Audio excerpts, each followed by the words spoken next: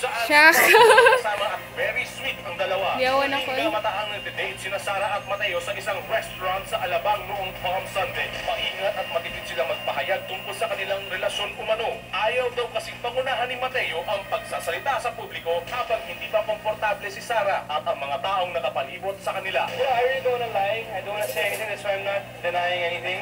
One day, I'll just wait for somebody to say it. But you know, I don't think it has to come from me yet. So, Kailangan ba may approval pa ni Sara, family ba? syempre, it's very important diba, with the family. Diba? Families first, all the time.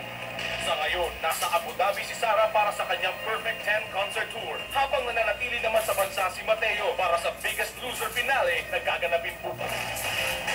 Kailangan mo may approval? Of course, Lisa, kailangan may approval talaga, di ba? He's not denying anything because And I loved what he said, that I don't wanna lie. he's not denying anything because it's true. Oo, di ba? Yung sinabi niya, I don't wanna lie, so don't ask na Galing. lang. Galing. Ako naman, And a gentleman. Right. After the Biggest Loser final night, today, is that today? Tomorrow, Saturday night. Kung ako kay Mateo, susunod ako sa Abu Dhabi. Sarah's there. She's doing a concert. Mers. To protect. Diba? Pero meron lang akong comment dun sa I will wait for Sarah's declaration. Mateo, if you're watching, you know how much I love you. Pero dapat lalaki ang nauuna. Diba? I mean, Ito kasi mommy divine kasi, boy. Respeto. I understand. Di ba? Pag gano'n naman, di ba? Respeto sa nanay. Tama. Oo. So you have to be sensitive din naman sa... It's a very... Kaya kang pinapayagan na mag-date, no? Tama po.